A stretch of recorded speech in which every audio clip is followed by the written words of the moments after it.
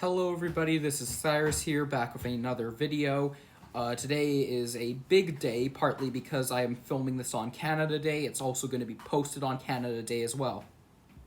Now, Canada Day is a big day for me for two big reasons. One, it's my birthday, but the other reason is that it also marks a very, very big thing that happened back in 2016.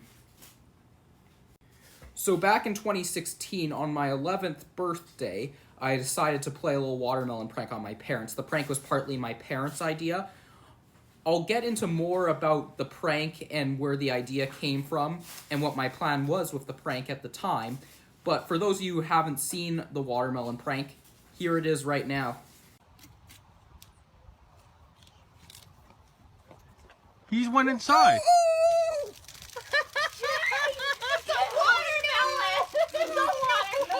And there's a hose! So you're kidding!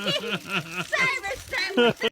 So as for the prank itself, my original plan at the time was for the prank to go up on America's Funniest Home Videos. Maybe you've seen or watched episodes of America's Funniest Home Videos.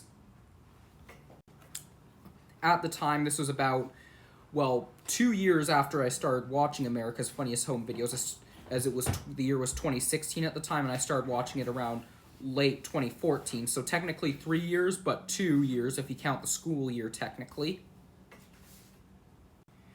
And when they listed on America's Funniest Home Videos, you could film your own videos and have them uploaded to the America's Funniest Home Video Network. I was particularly pumped about that idea.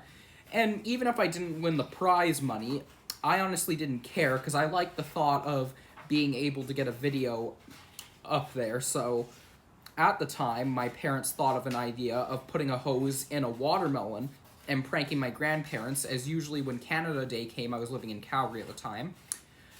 We would be visiting my grandparents, which were just a couple blocks from where I lived.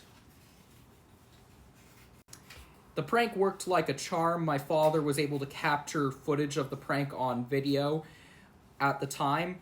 And then the other thing that was notable was this would also be the last Canada Day I would have that was in Calgary before I moved to Toronto.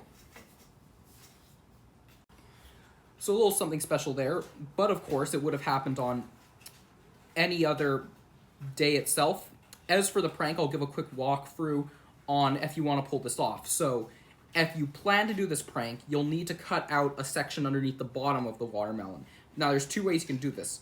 Option one, you hollow out the entire watermelon and then leave a small layer of fruit with a small hole poking through that water can squirt out of. The other thing, too, is if you have one of those pressurized nozzles that you can attach to your hose, the trick is to attach that to the hose, and then there's obviously the little trigger at the end that you squeeze.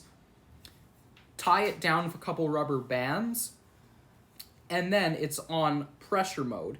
Then you can leave a little layer of fruit in the watermelon, turn on the hose at the right time. Remember, don't turn it on right away with the nozzle attached.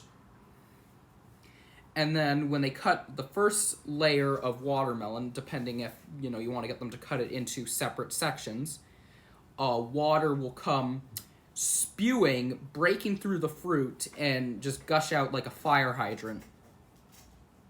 I've done a lot of videos on my TikTok account talking about the prank itself, so I figured I would do something for my YouTube channel this year.